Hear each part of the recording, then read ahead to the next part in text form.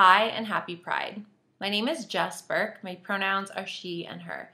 I'm one of the associate directors at CIJA, and I'm also our LGBTQ 2+ partnerships liaison. Over the past few years, it's been a pleasure to work with Fierté Capitale Pride, and we are so thrilled to be partnering again this year. This year looks different as we pivot from our annual Pride Shabbos dinner series to something a little more virtual. We're very pleased with our speaker series, and I know that you'll love to hear from Rabbi Dara Lithwick and Rabbi Mike Moskowitz. We are very, very thankful for the partnership of Fierté Capitale Pride, as well as the Jewish Federation of Ottawa, in addition to Beit Simchat Torah, the congregation in New York, which is also the world's largest LGBTQ+ synagogue. I'm delighted to invite Osmel to bring greetings on behalf of Fierté Capitale Pride, and to invite Jesse Bartzoff, one of our LGBTQ 2+ National Advisory Council members, to introduce our speakers. Hi everyone and happy Pride. My name is Osmel B. Garamains and I'm the Executive Director of Capitale Pride, and I use the pronouns he, him, and his. Capitale Pride is proud to be partnered with CIJA, the Congregation Beit Simchat Torah, and the Jewish Federation of Ottawa to present Tikoun Olam, Torah, Textual Activism and Allyship with Rabbi Dara Lithwick and Rabbi Mike Moskowitz. It's going to be a great and exciting panel. Hope that you can tune in. Thank you. My name is Jesse Bartzoff, he, him, and I'm a member of the CIJA LGBTQ 2+ Advisory Council. It is my pleasure to introduce this afternoon's speakers. Rabbi Dara Lithwick is passionate about building bridges between people and communities and promoting inclusion as a fundamental Jewish practice. She is an advocate for LGBTQ 2+ inclusion within diverse Jewish spaces, as well as for Jewish inclusion in LGBTQ 2+ spaces.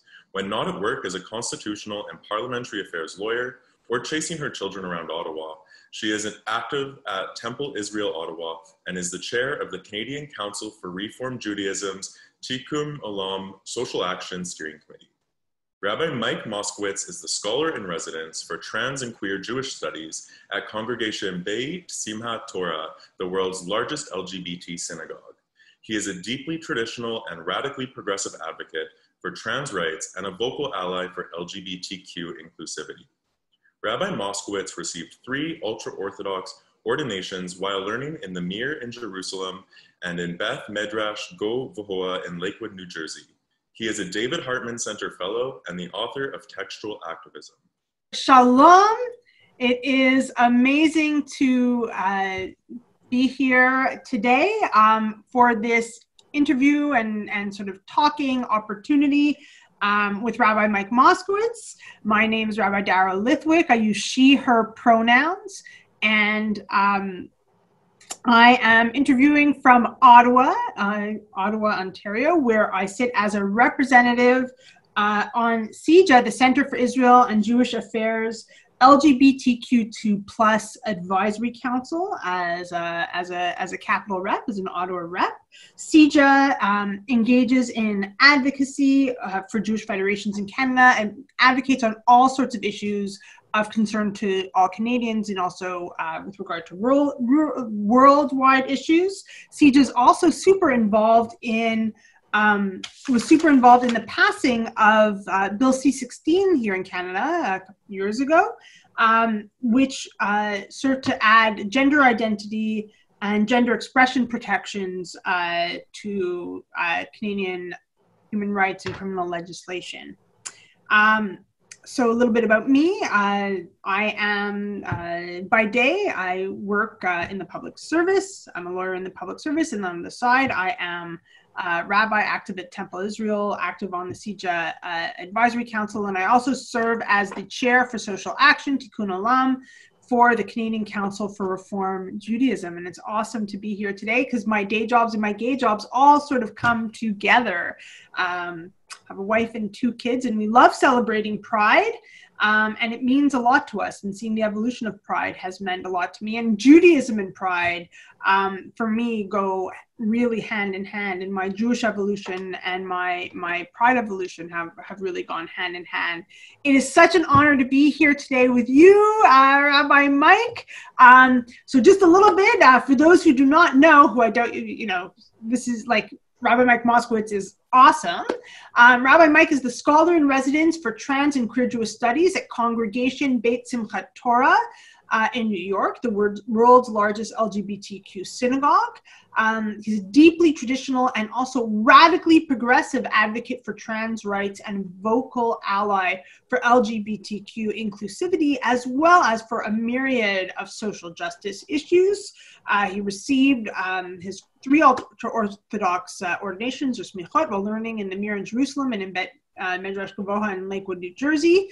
He's also a David Hartman Center Fellow and the author of Textual Activism, super highly recommended, and his writings can be found at www.rabbimikemoskowitz.com. So it's awesome to be here with you today. We were supposed to be together in person in March, the week after Purim, but that, as we know, was when sort of COVID hit North America hard, and all that got postponed. So again, wishing refuah shlema to all those who suffered or are suffering from COVID-19, and it's amazing to be with you virtually here now. So without further ado, after that whole long spiel that I just gave, tell us about you, your activist evolution. How did you become an advocate for trans rights and inclusion and a social justice advocate?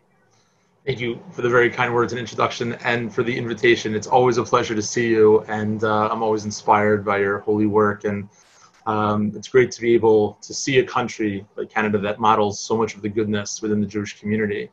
I think, like for most people, my journey in allyship and advocacy started in a really personal way. It's so easy, unfortunately, to hate and discriminate against people and things that we've never met or experienced. And so when a person has someone in their family who they love, and then they find out that they happen to be, genderqueer, queer, it's a very different conversation. So that's what happened. Someone in my family said, "I'm not a girl, I'm a boy." And as a cis straight guy, I had never thought about my own gender identity since I was a kid and told which bathroom to use. And I was a rabbi at Columbia University at the time, and of the old Broadway synagogue in Harlem. And was really lucky and fortunate to have access to wonderful resources at the university and great organizations like Keshet out of Boston that were able to try to help me gain some traction in what does that mean. When I asked him, how do you know that you're a boy? I know how I know, and it's not the same. He told me that he just is. And it took a few weeks for me to get to what I think is a relatively evolved space of knowing that I just don't know. Being cis, not being trans or genderqueer, is just a reality of my limited awareness of gender that's contained to my own body. And then knowing that I just don't know was actually really generative to be able to then listen a lot and be able to kind of amplify that voice. This is an interesting kind of proof text. The brothers, the verse tells us in Genesis that they saw Joseph from afar and they sought to do him harm. So that from a distance, it's much easier to dehumanize somebody than it is to get to know them. It's one of the reasons in the last 50 years, there's been so much more progress for LGBT inclusion than there is for race equality. Because when a person meets somebody, right, you come with those prejudices, but it's not always obvious that somebody's queer or trans. And so you're able to get to know them and kind of break down some of those. And, in America right now, like all over the world, thank God we're revisiting so much of these kind of systemic racism and systems of oppression, particularly around people of color. And so it's all encouraging. And unfortunately, transitions are difficult. And we're very much, I think, as a society, especially for white folks, trying to recognize how much of a role we have in this and how much responsibility and ownership rests on us, and what's the appropriate way to respond and to try to fix it. And all of that is tricky. As a straight cis person doing work at an LGBT synagogue, allyship is often awkward because it is predicated on the world being broken. And it's really elusive to try to take up just the right amount of space without taking up too much. Well, thank you for that. And I want to sort of pick up on what you were just talking about around allyship and sort of the ease in terms of building, in some ways, the relative ease with regard to LGBTQ, the evolution of LGBTQ to plus rights, in that LGBTQ individuals are present throughout strata, throughout communities, throughout, no matter your background, your ethnicity, your culture, your race, your economic strata, et cetera, no matter what state you live in or what province you live in.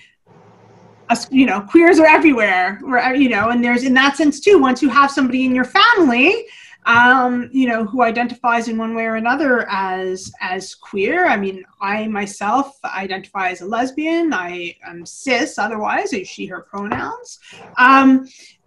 You know, those, you know, in a sense that's easier. And you mentioned also the challenge of, in that sense, building bridges and breaking down barriers in terms of other types of discrimination and disparities. You mentioned with regard to anti-Black racism here in Canada too, discrimination against Black and particularly Indigenous people of color, ableism as well. And we think about that, you know, where there are particularly those divides. What is your advice in that regard to chaver up, as you write in your book, to ally up, to build those bridges, to get beyond, to sort of get beyond those unfortunate boundaries? It's a great question. You know, the most important piece is to kind of get out there and to build relationships, right? To really try to understand, you know, what the people on the ground that have been doing this day in and day out, even when it's not trending, especially when the cameras aren't there, the people who are really doing this, you know, for such a long time, you know, what's the local need? The idea of an ally, I think, within the Jewish tradition is a function of attachment, right? The word chaver, which we translate as friend, has its root even in the Bible, that the vavei hamishkan, the hooks that were used to attach the curtains to the pillars. The Hebrew letter vav, which is the sixth letter, is the most vertical letter and actually looks like a hook. And in English is the conjunction and. It connects one thing to the next. So the idea of kanal l'chaver, right, to acquire a friend, means don't live a life that's uninvested, right, in the other. So each person has unique resources, both in terms of proximity to people in need and the resources that we bring as the result of our life, unique life experiences.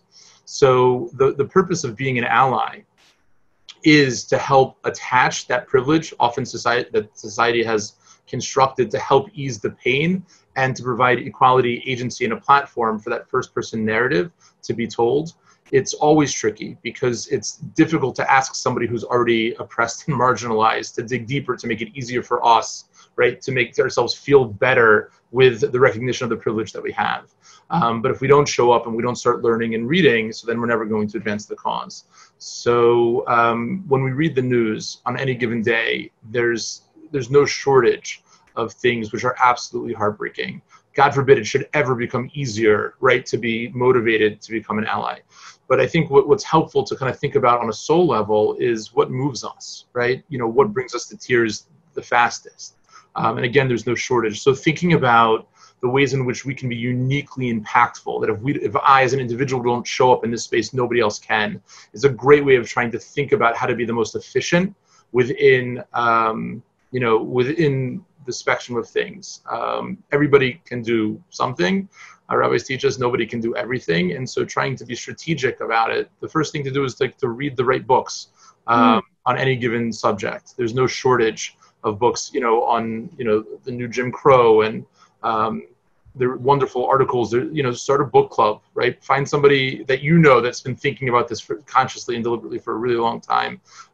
You know, get recommendations from organizations that are on the ground locally, and you know, really try and become more educated, and then also be able to see how systemic this really is. There are microaggressions, there's macroaggressions, and so what can we as individuals do to take away some of that pain and, you know, kind of combat it through micro and macro affections?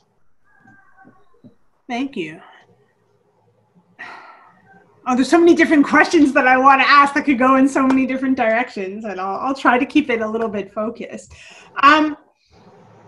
You know, in terms of for yourself and in terms of your identity as well, how have you found, what have been your barriers and what have been your opportunities that have enabled you to be both an advocate and an ally, like on different causes?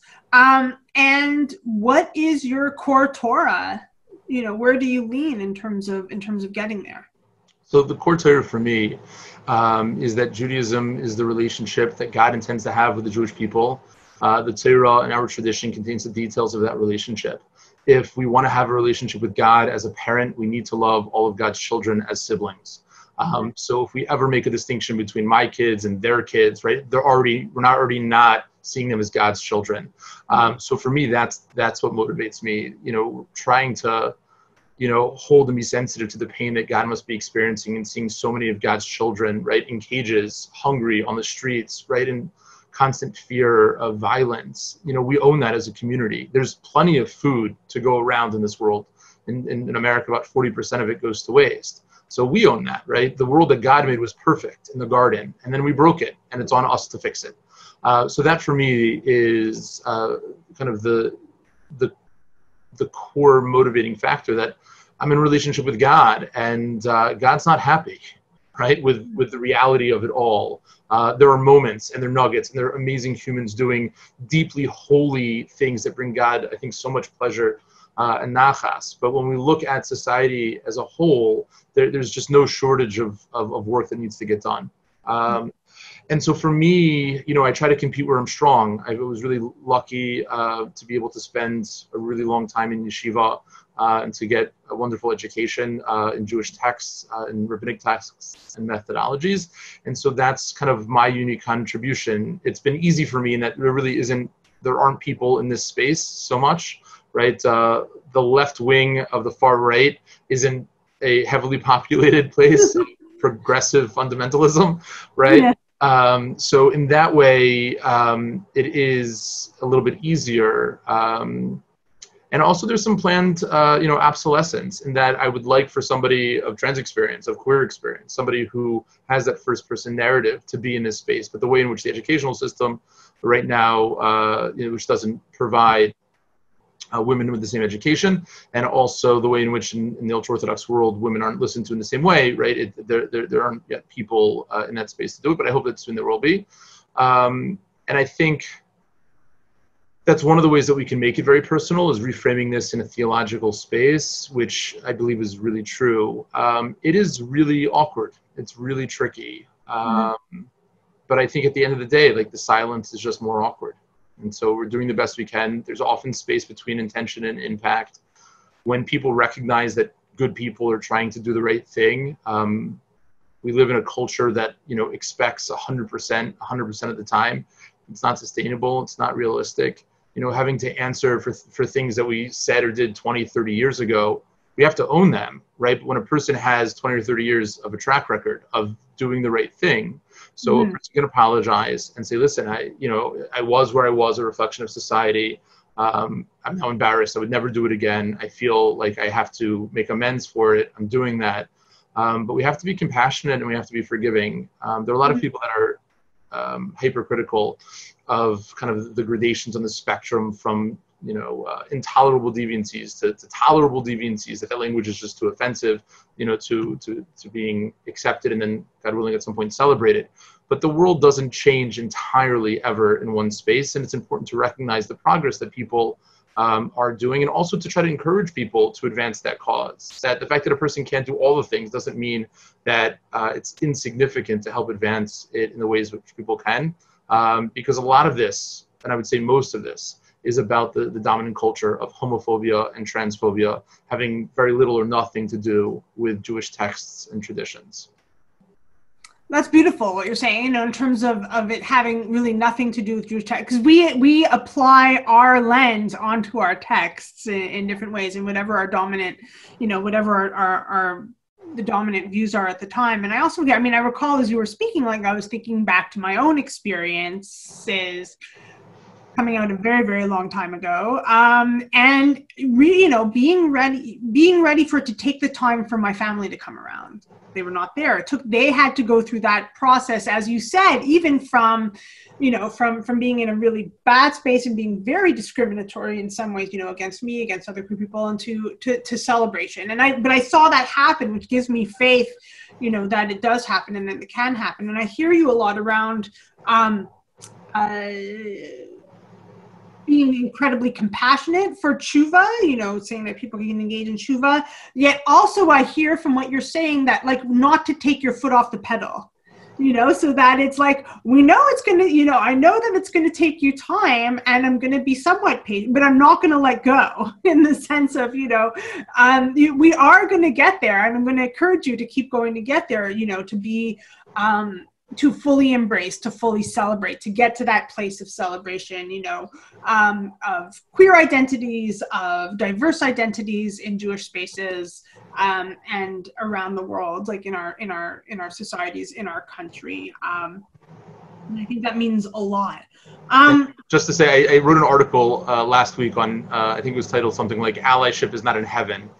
Because a person can look at at allyship the way in which some people can look at Torah and say, listen, it's just not for me. Like, it's too much to learn. It's really actually too intimidating. And so I'm just not going to advance the cause. So I finally gave, I was thinking about it for a long time and finally found some language within our scripture, within our Deuteronomy, Dvarim 30. So that's what I quote, right? A little bit of Shemayim, right? And so there's a wonder, just that we're talking about, there's a wonderful medrash. There's a wonderful medrash that says, what's the difference between a tipish and a chacham, a wise person and someone who's not so wise? And the medrash says, wise, the fool kind of walks into the study hall and sees a bunch of books in a mixture of Hebrew and Aramaic. There's no capitalization, there's no punctuation. And they say, yeah, it's just not going to happen. And the wise person says, yeah, there's a lot of words, but there's a finite number. So I'll learn like 2 chapters today. I'll learn 2 chapters tomorrow. At some point, I'll finish the entire thing. And that's what the rabbis explain is why the verse has to say about itself to give directions. Don't think the Torah is in heaven. That it's, or on the other side of the sea, that you have to like go and explore it, but rather it's exceedingly close to you. Because really 2 people can look at something, right, that is the furthest thing from a person, right, outer space, the other side of the ocean, and the other person can see that there's nothing closer. It's in your heart, it's on your lips, to just be able to do it. And that's why normally when people need directions, there are 2 things which you can make a mistake that are close to each other. But I think that's what the verse there is speaking to, that people can look at this and say, listen, I'm not an activist. I'm never going to be holding up a sign as a white person that says Black Lives Matter. I'm never going to get arrested. I'm never going, right? And that's fine, right? But it's not all or nothing. And perhaps, when a person starts learning about how complicit we are in all of this, right? That awkwardness of getting out there and being vocal will be kind of overpowered by the awkwardness of being silent. I hear that too. And for some reason, I have the image coming to my head. I'm trying to like have it around me in my room when I was trying to do the setup here of the rainbow that is, the pride flag and that sort of thing too. And I hear also what you're saying, that in terms of how we work to engage in tikkun, to work to heal our world and ourselves and our societies, that there are many ways to do it, and that some may be exactly, I'm not someone to get arrested, but I can change my workplace. I could read, I can listen, I can learn, I can act, I can raise up voices of those who've been voiceless, to this extent. I can support my colleagues in different ways. I can write letters. I can talk to my family. I could speak up if I hear something that is homophobic or transphobic or racist, like around any table, or like an off-color joke or anything like that. I can donate money. I can go out there and just, work around the small circle of community and branch out in different ways too. And I think that verse that you were referring to from Dvarim is so important in that regard to say, and it also keeps coming back to that off-quoted verse in Talmud. It might not be on us to finish the work, but nor are we free to desist from it. There's always something that we can do. And I get the sense that once we start doing something, then we do more. I want to share a very little, this is a personal thing, not about anything queer per se, but I remember I had the opportunity to study with you a few years ago in an Aleph program, Smicha Week. It was a course on solo versus communal practice. It was a great opportunity to learn. And I'd always had, let's just say, like an interesting relationship with Talmud, with Mishnah and Gemara. But that, that and some other opportunities there opened me up, and now I'm doing Daf Yomi. I love it. I can't stop. there is something to be said for just taking that first step, and in that sense being like Nachshon, going into the, taking the step into the sea of reeds to say, I'm going to do something, and it is incumbent on me to do something. And as you say, it becomes more uncomfortable to do nothing. That's right. Than do something. And I think that's really important in all types of allyship and activism. So we're now as we're filming this, we're in June. It's Pride Month. It's also Indigenous History Month here in Canada. In a few days, it will be the 51st anniversary of the Stonewall riots, which were largely spearheaded in many ways and led in many ways by trans women of color. And that sometimes some of that history got brushed aside or whitewashed maybe a little bit, or that sort of thing too. And we think about this, sort of that history from Stonewall, and we go back 1 month now to Shavuot, to George Floyd's murder, Zichrono Livracha. And we look now into where we are in the Jewish calendar. We're at a new month right now of Tammuz, which is an interesting transition month too, into a period, a low period around destruction, and then a whole rebuilding that happens. Taking all of that together, where we are in Jewish sacred time and where we are in political time, in activist time, what does that say to you? Where do we go from here? How could we make our journey now through Tammuz, Av, Elul, and to Rosh Hashanah meaningful, given where we are in terms of what's happening and what needs to happen to improve society? It's a great question, and certainly within the rabbinic and the mystical tradition, time has a texture, right? That it's not that sad things happened on the 9th of Av and therefore it's a sad day, but because it's a sad day, that's what actually caused the destruction of the temple and these things. And so it's really worth revisiting what is kind of the spirit of the atmosphere. And there's no question from Shavuot, it's one of communal responsibility, right? The Torah was never given to an individual. No one person has 613 commandments. In social justice spaces, we say a lot that justice can never be about just us, right? The fact that I have a place to sleep at night doesn't, at all shouldn't relieve me of the anxiety of, other people who don't have that. I once had a really interesting conversation with a woman, lesbian, whose child had come out as trans. And they said to me, look, I really just hope it's a phase. And I don't know if this was the right response or the most sensitive one, but I said, look, you don't get to get off at the L stop of the LGBT train, right? The fact that you have, right, on some level, protected rights, right? You don't want to be erased as it's just a phase. So it's really important to afford that to the next. And of course, we know that what's coming up now in terms of the month of Av, which means, right, kind of the parental relationship that we have with God. The temple was destroyed because of blatant hatred. And the way in which we fix it, the first temple was destroyed because the Talmud tells us of the 3 major sins, and we had just 70 years between the 2 temples. Now, 2,000 years later, just because of blatant hatred. So the rabbis asked, for murder, idolatry, adultery, we get 70 years, and for not being nice to each other, right, we get 2,000 years. You would think we could get a better lawyer, right?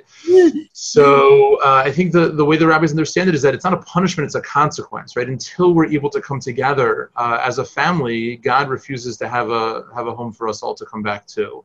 So that I think very much is the work. When we think about the unique struggles of each traditionalized, marginalized segment of society, right? Whether it's voter suppression, whether it's particularly in America, the xenophobia and immigrant lives. And it's not just that, the lives themselves matter, the quality of the lives matter, right? And especially at those intersections, it's horrific. The life expectancy of a trans woman of color in America is often reported to be just 35 years old. And so the goal isn't to get someone from one side of being murdered is just okay, they're not actually going to be murdered, God forbid, but rather that they shouldn't have to walk down the streets in that kind of fear. So we are so far away from the ideal, right, of people being able to have equal access and opportunities and to be able to live with the focus of, spiritual pursuits and being able to advance, the things which are really important, and not just, have the anxiety of being able to put food on the table and make sure that children have a place to sleep at night and that people can go home and go out and not worried about being victims of racial violence. So, you know, the strength in unity, right? That's the power of unions. That's the power of the collective. That's the holiness of the minyan. When people are able to come together, there's just more God in the room. So when we're able to elevate the most pronounced identity of any human being to being that of being created in the image of the divine, right? And come with a lot of humility that we don't have answers to most of these questions. Where does gender lie? What does it mean that God has, you know, gendered attributes, but God doesn't have a body, right? We're creating the image of a God that doesn't have an image, right? So we can say, I don't know. Like, I don't understand what that means to feel gender. But I don't need to know that like nobody should have to stress about which bathroom to use in public, right? Or to have the anxiety of, like, you know, will I be able to adopt a child because of my partner seems like like those. I don't have to understand any of that to know that, like, I don't want to live in such a world. I'm not okay with such a world. God's not okay with such a world. So what can I do to create a world where God, you know, the Shavuot is the divine revelation by the giving of the Torah. That was God's coming out speech, right? God tells us who God is. But now we force God back into the closet because it's actually not a safe space for God to be out, right? Amazing. So that's the work, right? The work is that we want to create a world where God can be out as God's self, and we don't question God's identity. Just 40 days after the giving of the Torah, we're serving this false God of gold, this golden calf. And God's like, I don't understand. I told you who I am. Why don't you believe me? like it's, you know, what we often think is just the human experience, that pain of being invisible, of not being able to being understood, that actually emanates from the divine. The Medrash tells us the emptiness and void in the Genesis narrative was God's loneliness. It's not good for us to be alone because we're created in the image of God. It's not good for God to be alone. God is the ultimate giver. And we're meant to emulate that. So the work right now is restorative religion, right? That we need to bring back the tradition, community, and this world to a place where it is safe and encouraged for a person to be their most authentic and genuine self in relationship to God. I love that. I love that. I love that idea, that focus on restorative religion. I love that image of wanting to create a world where God can come out as God's self. I think that's absolutely beautiful. And I hear you too. You mentioned this en passant, like in passing, you know, that the second temple, why was the second temple destroyed? Because of Sinat Chinam. Rabbi Cook said, you know, then what would be the remedy for that? It would be Ahavat Chinam. It would be, you know, in that sense too, like love without, not baseless love, but I almost see it as like love without conditions attached, love without strings attached, in terms of how we're able to support and care for each other. I see pride as being super emblematic of that ideal. Sometimes we don't live up to it, but of that ideal of Ahavat Chinam, of how we should be. Shabbat, I see as that, you know, our opportunity to taste that in terms of how we may want to experience wholeness and peace on Shabbat as a taste to give us the energy to do the work during the week. And sort of as we start to wrap things up, as we close, what is your number one hope or vision as we celebrate Pride? Pride's in Canada, gets celebrated really across the summer. Ottawa Pride is in August, Toronto Pride's now, et cetera, et cetera. As we celebrate Pride and as we make our way to Elul then and to Rosh Hashanah. Yeah, there's a unique comfort that I think comes from being in community. When God forbid somebody passes away, we offer the consolation in the plural, right? And the attribute of God being everywhere all the time, the omnipotent, the omnipresent God of Hamakom, which is also kind of the source of compassion, right? It's the source of life and of Rachamim and the Rechem and all of these things. We find in this week's Parsha, Korach, right? Like really makes this claim of all lives matter, right? He says to Moses, right, Kulam Kadeshim, right? Everybody is holy, like, but he also, in saying that, separated himself out, and we find ourselves living in the most divisive of times, whether it's about Israel or it's about gun control or it's about, any climate change, whatever it is, it seems increasingly difficult to have a conversation with somebody who you don't already know sees the world exactly the same way that you do. And reasonable people can disagree about a lot of things, especially if it's around how do we achieve a goal that we both agree on, right? We both agree that children shouldn't have to worry about going to school and getting shot. So what's the best way to get there, right? Mm-hmm. If we're able to kind of embrace, I think, a broader space, it is a big title. But if we are willing to follow science, right, and facts, and we can agree on an inalienable right, what a person is entitled for being human, what that guarantees them. So reasonable people can argue about the best way to try to achieve it. But being able to have that kind of space to have broader conversations really, I think, provides a more holistic version of a truth. Of the truth, and also there's just more of God that's being revealed. Some of these things really are very tricky, and we flatten them by saying, my whole view on Israel can be on a placard, right? Like it's not a nuanced conversation. My whole thought around, anything, right? If you can say it in a sentence, it's not generally, it doesn't provide the space for something that's more in depth. So part of the work of coming together is to be able to sit in conversation and have those difficult ones with people who see the world differently than we do, and not write them off as being evil just because they don't see things the same way. The Talmud, every page is filled with a dispute. Exactly. Yeah. I love that. So, we can embrace a commonality of individuality. We can recognize that there's so much more that we have to learn than we actually know, and being able to ourselves be more exposed to the struggles that are not our own is irreplaceable. There's no substitute for people being able to hear from somebody who is in a situation of injustice. And I think that's one of the reasons people have recognized that it's not like there's more of any of the things that we're hearing more about. It's just that we're hearing more about it, and so that's the first step. Amen. Final question. As I stated at the outset, we were supposed to be together in person here in Ottawa in March, but then COVID-19 hit. What have been the ways that you've pivoted to be able to keep standing up for each other and to be able to bridge across difference in the midst of COVID-19? How do we stay present to each other and for each other, especially across different communities of interest, when we may not be able to be there in person physically in the way that we want to?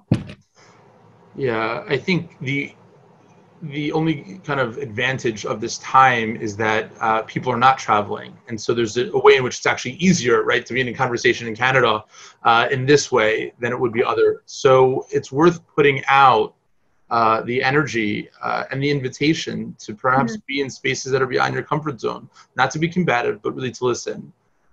Again, I don't normally delete people on Facebook because they post things that I disagree with, because it's not helpful for me to hear the same, point of view all the time. There's a line where if something I think is just offensive, or it speaks to the character of the individual, so I don't need to see that.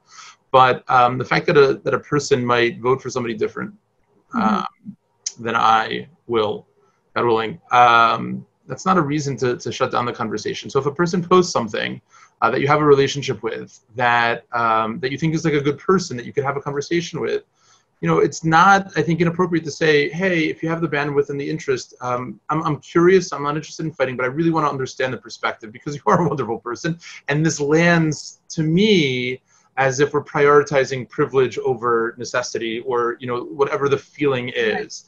And to say, listen, I'm not looking for you to convince me, I'm not looking to convince you, but I want to try to understand it better, because clearly I feel like I'm missing something.